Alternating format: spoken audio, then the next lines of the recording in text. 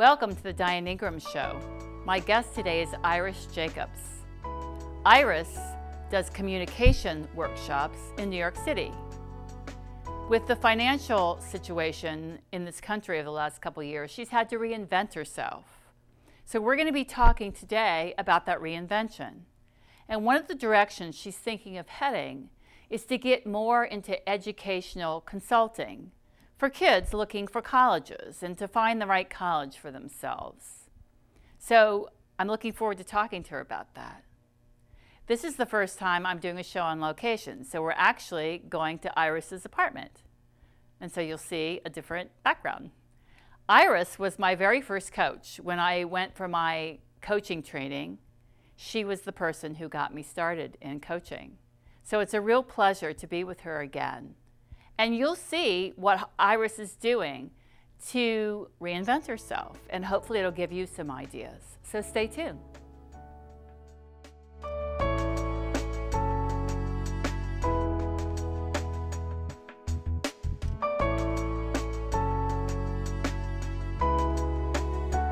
Welcome back.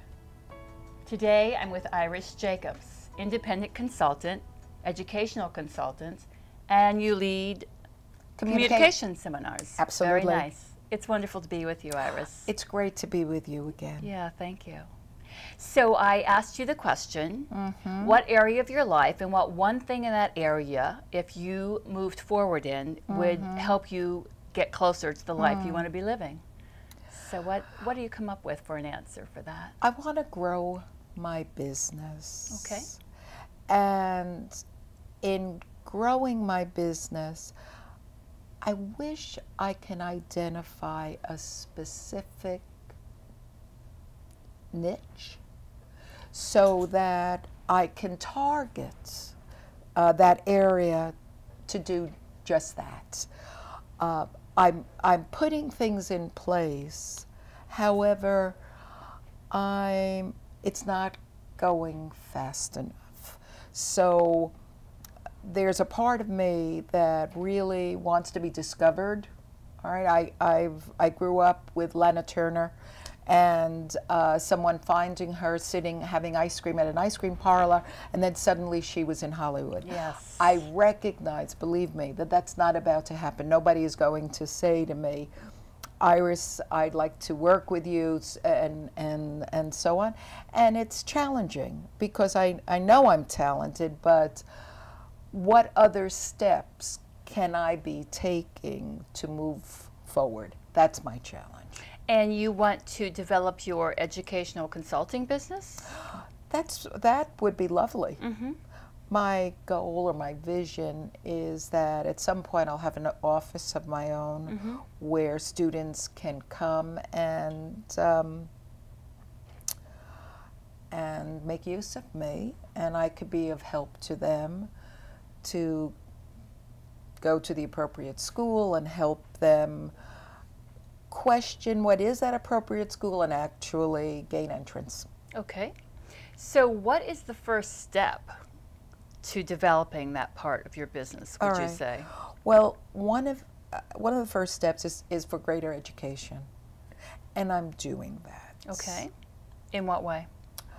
I'm volunteering at a high school in the guidance department, so I can get a sense of what the college preparation process is like and understand what counselors are doing and what I can do beyond that. So I do that at least twice a week. Okay.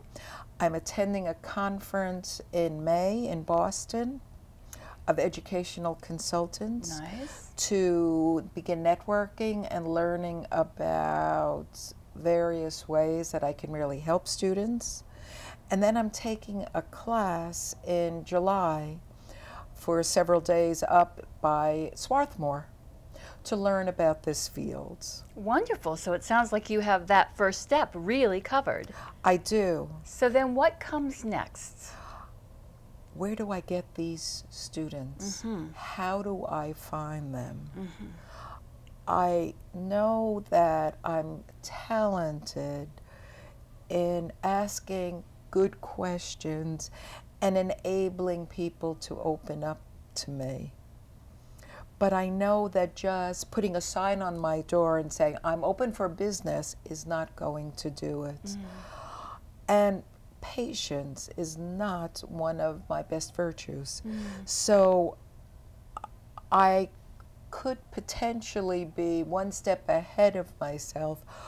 I just hope that with all of this investing in myself, that something fruitful is going to come from it. It sounds like the things you've chosen to do, that's going to provide good information, Right. A lot of support perhaps, a lot of people with track records that have been doing this. So it sounds like there's a lot to be had in that first step. Sure. So I'm wondering, in the communication seminars, was that something that you enjoyed doing, and is that something that you could transfer over to the population that you might serve? Unfortunately, the communication seminars that I've been doing for many, many years has been dwindling. And that became a source of many of the clients that I saw. So I don't have a picture of how I'm going to get my clients and what's my best way of marketing to them. And that's where, and I'm perhaps by going to the conference in Boston in May help me. But that's pretty much what I'm concerned about. As I said, the area that I could do better is probably networking.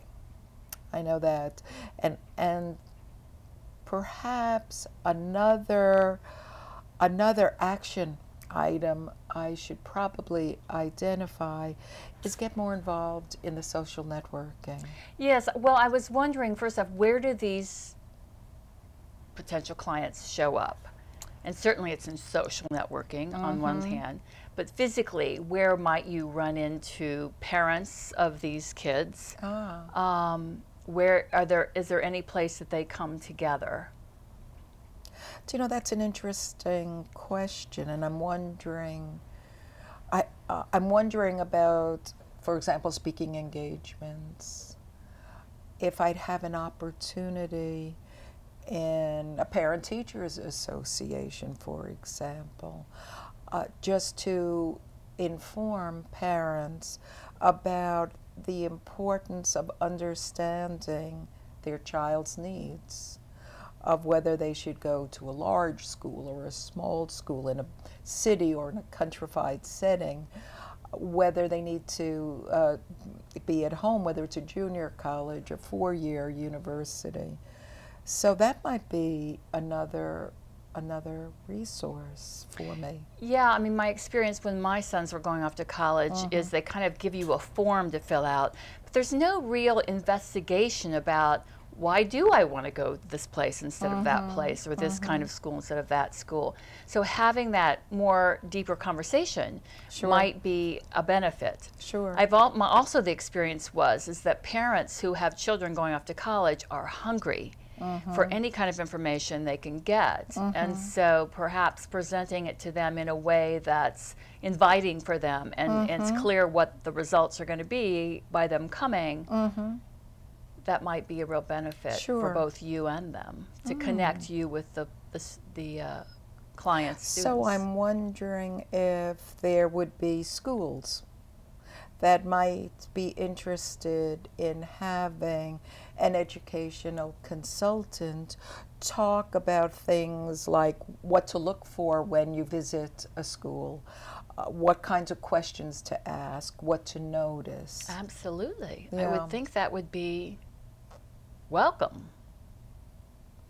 And then the question comes to my mind, how do you get into those schools? So contacting parent-teacher was that you mentioned before, the Parent-Teacher Association is one source. I know they hire speakers. I know that the school district possibly. I don't know exactly how it happens here in New York City, but the school district or the particular school, and they'll send you to the right place. So it takes, you know, some following the threads. But certainly people come in all the time and speak to students about various subjects. So. And what's interesting is my prior background, I was a school teacher. So I could probably even contact the school system where I was employed and see if they would be interested in having me talk to them.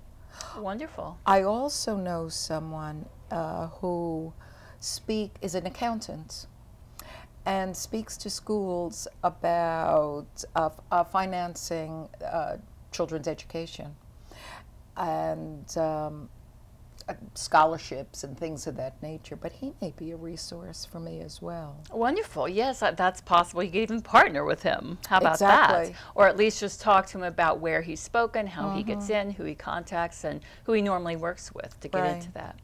And so it seems like you have the skills from your communication seminars. You're comfortable getting in front of people. You probably have very good communication skills because that's what you've been teaching. Yes. That part doesn't bother me. I think the part that concerns me is there are the competition. You know, there are so many people out there. Right. So is there one particular area that I want to focus on? So that's a good question. In fact, that's what I was going to ask you. Is there some, and the word is angle, which sounds a little bit manipulative, but it's more like, is there some way to pique people's interest and kind of make yourself unique and different and bring to the table some of the things that you have to bring to the table, which are your coaching pieces, your consulting pieces, your communication. So do you have any sense of what that might be? You know, it's interesting. One of the areas that I want to look into and is the children with learning issues. You know, it seems like there has been such an increase in particularly boys with Asperger's. That's an area I want to gain more knowledge. I grew up with a mom who taught emotionally disturbed and developmentally disabled students, so it kind of grew up with that. I taught many challenging students when I was in the field of education, so that might be an area that I could potentially specialize in. Yes, because those children go off to college also, and sometimes they excel in many specific ways. Right. But yes, that would be interesting. So I'm wondering how that thought just came to you. I mean, oftentimes we check in on what our own interests are. That's the place to start, and that's the place to grow from, because if that's a particular interest of you, then that passion and motivation is going to carry you through the rough spots of getting it started. I'm trying to identify a need. I've been very successful delivering seminars for many, many years. However, the trend these days is going towards e-learning. And that's not an area that I want to pursue. So I'm trying to identify an area where there is a need. And I see it as all of these students that are not the scholars, that see things in a different way. And maybe that's, those are the individuals I need to reach out to. And that's why I want to explore that. In the guidance office that I work, that I volunteer my services, I sit in on conferences with not only the honors students, but also the students who are really struggling. And by meeting these different students, I'm hoping I'll be able to target the student, or will I be a generalist, which is perfectly fine as well. So this is part of my education. And as I said, my biggest challenge is being patient and giving myself this time to learn and become very familiar and feel hopeful that at the end of this education, that it will be a profitable venture, because that's important to me. It's been a tough 3 years. Yes, it has been a tough. Recession really took a hit, I know, on my business. So Iris, what steps are you willing to commit to? And I didn't ask you if you want to come back on the program or not, but I'm wondering if you would like to come back as a follow-up, and what steps are you willing to commit to between now and the next time we meet that will move you forward in this business venture? That's a good question. I'm thinking for a moment. What steps do I still need to take? Because I have certain steps in place. And we're talking about a chunk. We're not talking about the whole ball of wax. So in a given amount of time, say a month and a half, something like that. Now, I know you do have these other things coming up, which are going to probably change everything quite a bit, because you'll be gathering new information. But is there something simultaneously, I guess, is the question, that you could be doing to help you move forward in this way? I have to think about that. It's an excellent question, Diane. What else can I do to build this business? And maybe it's have a conversation with your friend who is the accountant who already speaks in schools. Maybe it's calling around schools. Yeah. Yeah. I'm glad you mentioned that. I do want to speak to that accountant. We've spoken already. I will feel better prepared once I've completed the 2 steps I've identified, the conference and the course. Okay. So my plan as an action item is to speak to him after July. Okay. Immediately following. What I could be doing now, though, is, particularly while school is still in session until June, is to contact some schools and find out if they have any need for speakers about preparing for college. That's something I can do. And I have some schools that come to my mind that might be interested. And you might even ask them what they see as a need that's not being filled or not being served. And if that links up with something that you're interested in doing, it's a win-win. Sure. Yeah. Sure, that makes a lot of sense. The other item that I want to do is, I live very close to the 92nd Street Y, and they have all sorts of educational programs. And I'd love to get out there to begin that networking process so that people can see me. Okay. And I have any of a number of talks, even in the area of educational consulting or even other areas about communication, that I'd love to offer to Wonderful. them. So I think between the schools and contacting the Y, I have additional items to move my business further, and that's what I plan on doing. Wonderful. Well, thank you so much for being on the show today, Iris. It was really, I'm sure it's going to be beneficial to anyone watching. Yes, and I look forward to hearing about how this is going. Sure. Thank you I will so let much. you know. Thank you.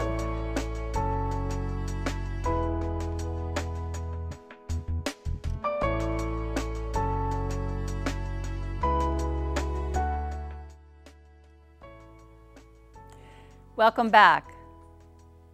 We just were speaking with Iris about some of the changes she's going through with her business. A lot of us went through changes over the last couple years with the economic downturn. We had to rethink what we were doing.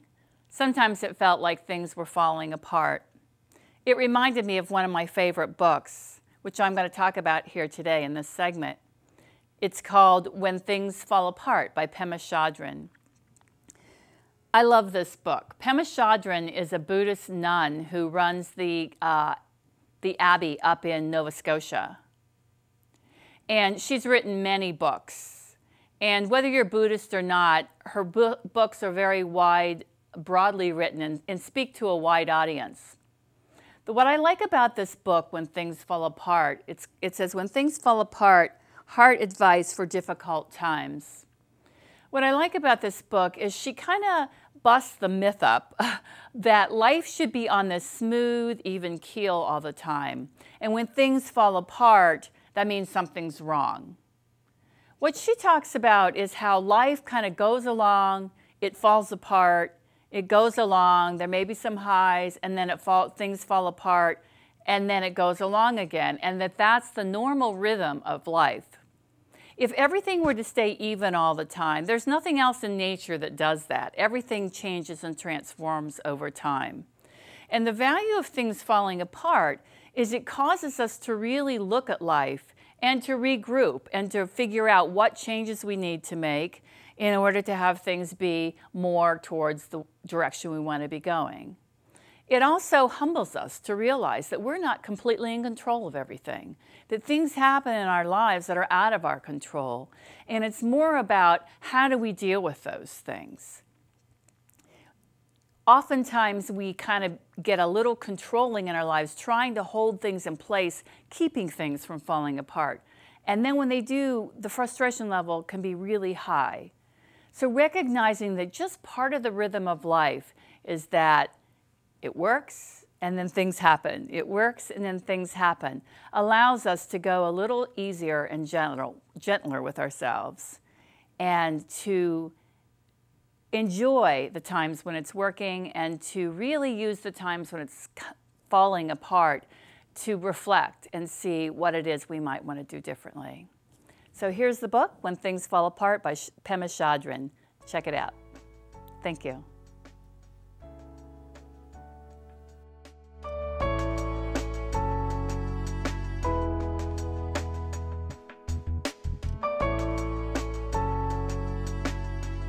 Welcome back. Today we met with Iris and we got to hear about her exciting new venture as an educational consultant. And she's going to be taking some conferences and be in various places where she's going to be able to talk to other educational consultants and learn the tricks of the trade. That's so exciting. That's a great way to find out if she's going to like doing that, a great way to find out how to go about finding clients, and how to proceed in that professional direction.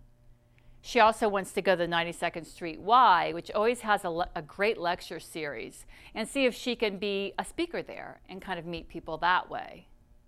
So when we're looking for other ways to kind of reinvent ourselves, a great place to start is with associations that are connected with that line of work, conferences, those kind of things, because when you go there, you not only get information about that particular line of profession, you meet people who are in the same world, and most people are so willing to share what they've learned in their own profession.